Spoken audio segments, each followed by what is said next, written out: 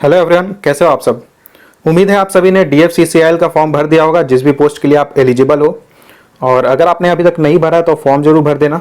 बहुत सारे स्टूडेंट्स का अभी भी क्वेश्चंस है, बहुत सारी कन्फ्यूज़न है। तो इस वीडियो में मैं जो DFCCIL ने रिलीज़ किया है फ्रिक्वेंटली आस्क्ड क्वेश्चंस, उसे मैं उसके बारे में मैं आपको बताऊँगा कि क्या क्या क्वेश्चंस लोगों के हैं एंड DFCCIL का क्या जवाब है।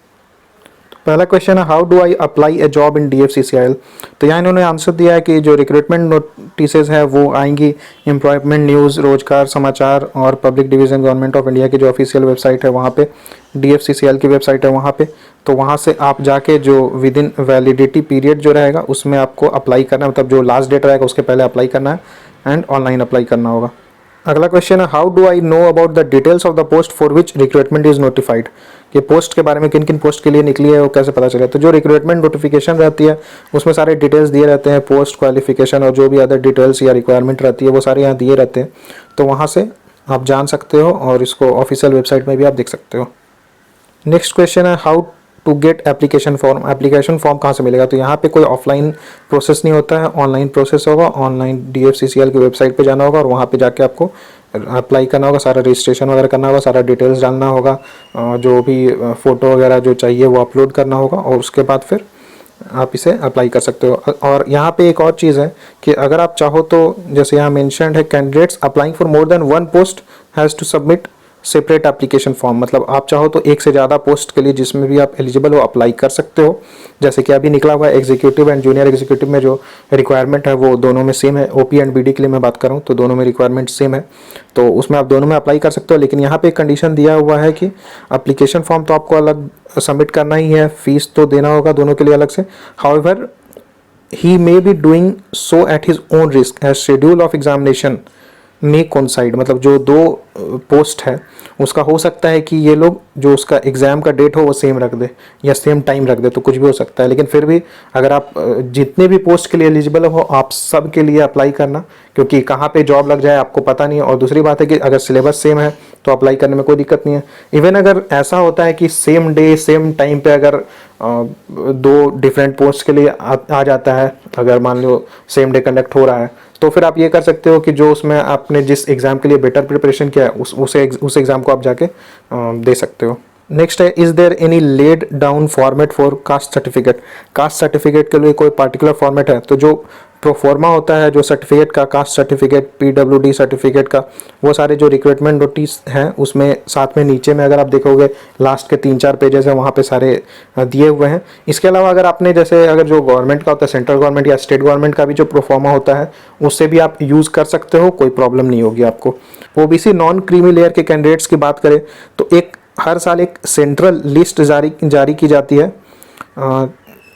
जैसे 2021-2022 के लिए जो लिस्ट रहेगी उसमें अगर आपके कास्ट का नाम रहता है, इंक्लूडेड रहता है, तो आप यहाँ OBC NCL का जो भी बेनिफिट है वो आप उठा सकते हैं।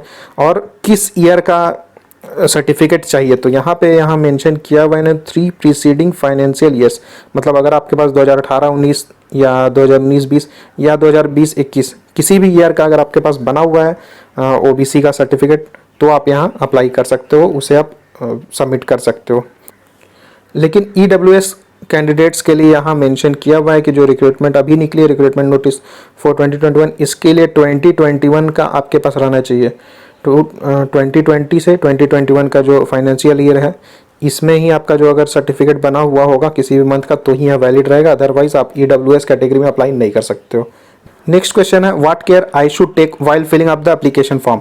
मतलब आपको फॉर्म फिल करते समय, एप्लीकेशन अप्लाई करते समय क्या क्या किन किन चीज़ों का ध्यान देना होगा। तो सबसे पहले आपको देखना होगा जो रूल्स एंड रेगुलेशन है आप उसे पढ़ लो। उसके बाद जो एलिजिबिलिटी क्राइटेरिया है उसे अगर आप फिल कर रहे हो तो ही आप अप्लाई करना। देन अगेन यहाँ जो प्रॉपर फीस वगैरह है वो आपको देना होगा, सबमिट करना होगा एप्लीकेशन फॉर्म को online. Eligibility of the candidates will be considered only on the strength of the information. मतलब जो ऑनलाइन एप्लीकेशन में आपने जो मेंशन किया है एलिजिबिलिटी उसी के बेसिस पे आपको एग्ज़ाम देने के लिए दिया जा रहा है। लेकिन बाद में अगर पता चलता है कि आप उस पोस्ट के लिए एलिजिबल नहीं थे और आपने एग्ज़ाम दिया, आपने एग्ज़ाम क्लियर कर लिया, तो भी आपका जो कैंडिडेचर होगा वो रिजेक्ट कर दिया जाएगा, मतलब आपको जॉब नहीं मिलेगा। ऐसा नहीं कि आप उस पोस्ट के एलिजिबल नहीं हो लेकिन फिर भी अगर आपने अप्लाई कर दिया है तो आपको पोस्ट मिल जाएगी, ऐसा कुछ नहीं है। देन यहाँ है those awaiting results of the final examination for the prescribed qualification are not eligible and hence should not apply. अगर आपके पास जो आपका फाइनल जो सेमेस्टर होता है उसका अगर रिज़ल्ट नहीं है तो आप अप्लाई नहीं कर सकते हो। अब ये रिज़ल्ट कब तक होना चाहिए, जैसे अभी तो एग्ज़ाम का डेट बढ़ा दिया है इन्होंने, तो 23 जुलाई, तो 23 जुलाई के पहले तक अगर आपका फाइनल रिज़ल्ट आ जाता है, मतलब लास्ट सेमेस्टर का रिज़ल्ट आ जाता है, तो आप यहाँ अप्लाई कर सकते हो। नेक्स्ट है what is the procedure for registering online application. तो सबसे पहले आपको ऑफिशियल वेबसाइट जो DFCCIL का वहाँ जाना होगा और वहाँ जाके आप अप्लाई कर सकते हो। ऑनलाइन फॉर्म रहेगा उसे अप्लाई करना होगा और उससे पहले आपको जो इंस्ट्रक्शंस हैं जो फॉर्म फिल करने के लिए वो आपको पढ़ना होगा, डिटेल में समझना होगा, उसके बाद ही आपको अप्लाई करना है। What is the application fee for the various categories. तो यहाँ मेंशन इन्होंने किया है कि अगर आप SC ST एक सर्विसमैन या फिजिकली हैंडीकैप्ड कैंडिडेट हो तो आपको यहाँ कोई एप्लीकेशन फ़ी नहीं देना होगा, और बाकी जो लोग हैं उन्हें, मतलब बाकी जो कैटेगरी में आते हो जैसे जनरल कैटेगरी में या EWS कैटेगरी में या OBC कैटेगरी में, तो आपको यहाँ एग्जामिनेशन फ़ीस देना होगा और रिक्रूटमेंट नोटिस जो है उसमें मैंशनड है कि क्या अमाउंट आपको पे करना है। What is the mode of payment of application fees. तो एप्लीकेशन फ़ी का जो पेमेंट मोड है वो ऑनलाइन रहेगा, सारा जो फीस वगैरह आपको ऑनलाइन ही पे करना होगा। अगर आपने एक से ज़्यादा पोस्ट के लिए अप्लाई किया होगा तो आपको हर पोस्ट के लिए इंडिविजुअली जो अमाउंट रहेगा, एप्लीकेशन फ़ी रहेगा, वो पे करना होगा। How should I send my application to DFCCIL। तो मैं आपको बता देता हूँ, अभी जो एप्लीकेशन जो फिल हो रही है वो कम्प्लीटली ऑनलाइन है। यहाँ आपको कोई भी प्रिंट आउट वगैरह कुछ भी नहीं भेजना है, कुछ भी सर्टिफिकेट वगैरह नहीं भेजना है DFCCIL को। How do I know the schedule of the examination. Examination date कैसे पता चलेगा, किस डेट पे एग्जामिनेशन होगा, कितने टाइम पे एग्जामिनेशन होगा, सेंटर क्या होगा। तो उसके लिए आपको रेगुलरली जो करियर सेक्शन है DFCCIL.com का वो आपको चेक करते रहना होगा, और आपको ईमेल भी आएगा एंड SMS भी आएगा। What is the minimum qualifying marks. तो ये अभी कंप्यूटर बेस्ड टेस्ट के लिए है। कंप्यूटर बेस्ड टेस्ट जो होगा उसमें मिनिमम क्वालिफाइंग मार्क्स की बात करें तो अगर आप अनरिजर्व्ड कैटेगरी में आते हो, अनरिजर्व्ड एक सर्विसमैन या अनरिजर्व्ड PH कैटेगरी में आते हो, तो मिनिमम 40% आपको स्कोर करना होगा तो ही आप एलिजिबल होगे। उसके बाद अगर आप SC OBC EWS कैटेगरी में आते हो या फिर एक EWS एक सर्विसमैन की कैटेगरी में आते हो तो फिर यहाँ आपको 30% स्कोर करना होगा, और अगर आप ST कैटेगरी में आते हो तो आपको 25% स्कोर करना होगा। नेगेटिव मार्किंग, हाँ, जो कंप्यूटर बेस्ड टेस्ट है इसमें नेगेटिव मार्किंग रहेगा, ये 1/4 होगा, मतलब 25% नेगेटिव मार्किंग रहेगा। What are the details of computer based test. तो यहाँ जो क्वेश्चंस पूछेंगे कंप्यूटर बेस्ड टेस्ट में ये ऑब्जेक्टिव रहेंगे, मल्टीपल चॉइस टाइप क्वेश्चंस रहेंगे, 120 क्वेश्चंस टोटल रहेंगे एंड टोटल 2 आवर्स का एग्जाम होगा। अगर आपको एप्लीकेशन से रिलेटेड कोई क्वेरी वगैरह होती है तो आप ईमेल ID है इसका, यहाँ पे आप डायरेक्टली मेल कर सकते हो या फिर जो फ़ोन नंबर प्रोवाइड किया है यहाँ पे आप कॉल कर सकते हो। What is the duration provided for filling up of online application. Online application fill करने का अभी लास्ट डेट इन्होंने बढ़ा के एक्सटेंड करके 23 जुलाई किया है, तो अगर आपने फॉर्म अभी तक नहीं भरा है तो आप अप्लाई कर सकते हो अभी भी। What is the age relaxation provided to the candidates. तो अगर आप SC ST OBC PWD किसी भी कैटेगरी में अगर आप आते हो तो जो गवर्नमेंट ऑफ इंडिया के जो रूल्स रहते हैं एज रिलैक्सेशन पे, वो सारे रिलैक्सेशन यहाँ मिलेंगे आपको एज में। उसके बाद अगर आप DFCCIL में ऑलरेडी जॉब कर रहे हो और तब आपने फॉर्म को अप्लाई किया है तो आपको 8 ईयर्स का एज में रिलैक्सेशन मिलेगा अपर एज लिमिट में। How do I know about the status of my selection. अगर आपका सिलेक्शन हो जाता है, जब आप एग्ज़ाम क्लियर कर लोगे एग्ज़ाम देने के बाद, तो आपको कैसे पता चला कि आपका सिलेक्शन हो चुका है। तो उसके लिए आपको यहाँ जो भी शॉर्ट लिस्टेड कैंडिडेट्स हैं उनका नेम रोल नंबर पब्लिश किया जाएगा DFCCIL के ऑफिशियल वेबसाइट में। उसके बाद आपको जो E-कॉल लेटर्स होते हैं कंप्यूटर बेस्ड टेस्ट के लिए या इंटरव्यू के लिए या डॉक्यूमेंट वेरिफिकेशन, वो सारे आपके रजिस्टर्ड ईमेल ID पे सेंड किया जाएगा। The medical standards for applying to DFCCIL post. तो जो भी कैंडिडेट्स जिन्हें भी बुलाया जाएगा डॉक्यूमेंट वेरिफिकेशन के लिए, उन्हें एक मेडिकल फिटनेस टेस्ट पास करना होगा।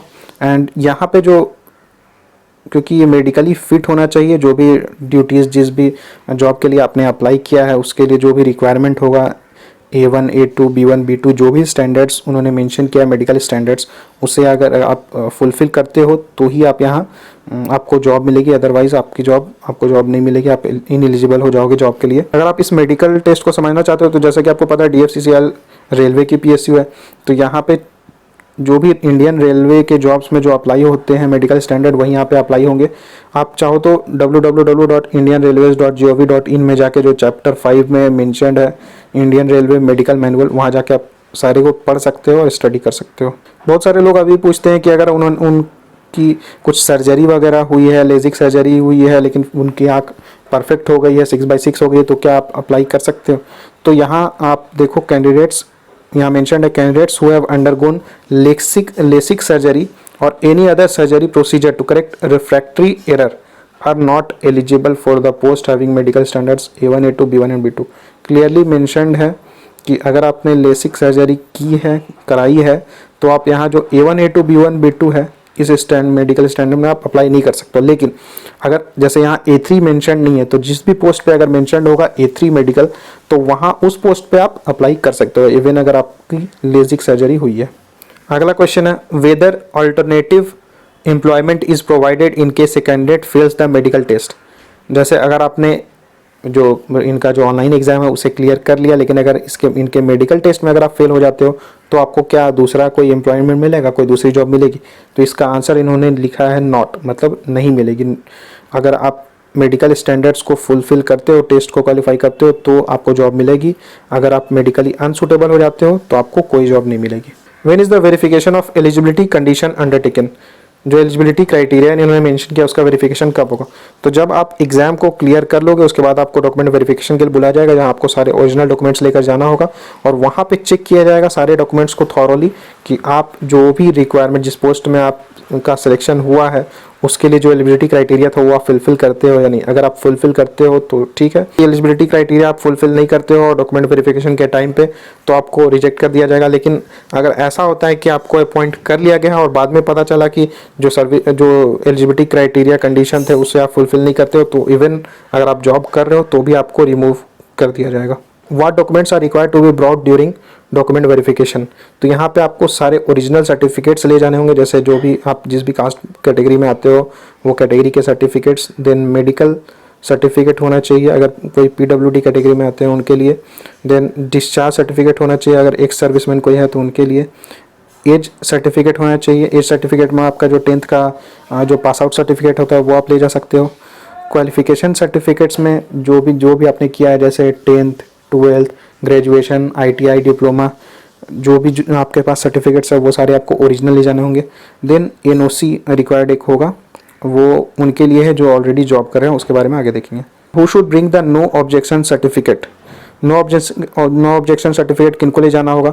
तो जो भी कैंडिडेट्स अगर कहीं गवर्नमेंट में, सेमी गवर्नमेंट में या पब्लिक सेक्टर अंडरटेकिंग या किसी ऑटोनोमस बॉडी में अगर जॉब कर रहे हैं, तो ड्यूरिंग डॉक्यूमेंट वेरिफिकेशन या इंटरव्यू उन्हें एक अपने एम्प्लॉयर से नो ऑब्जेक्शन सर्टिफिकेट लेकर जाना होगा।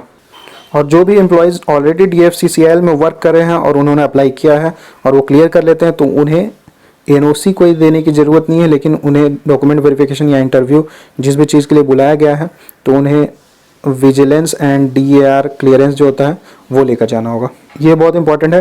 Candidate should note that in case a communication is received from their employer by DFCCIL without withholding permission to the candidates applying for appearing at the examination, their application candidature will be liable to be rejected or cancelled।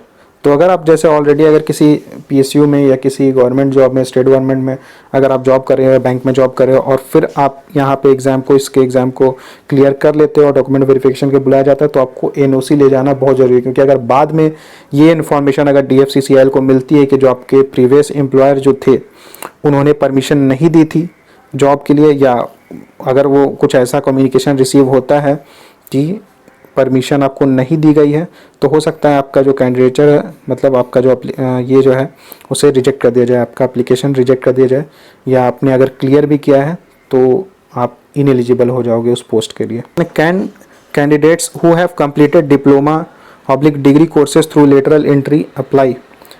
तो यहाँ पे इन्होंने answer दिया है yes, मतलब जो भी candidates हैं, अगर आपके पास डिप्लोमा या डिग्री की सर्टिफिकेट है और आपने उसे लेटरल एंट्री के थ्रू भी किया है तो कोई प्रॉब्लम नहीं है, लेटरल एंट्री वाले भी यहाँ अप्लाई कर सकते हैं।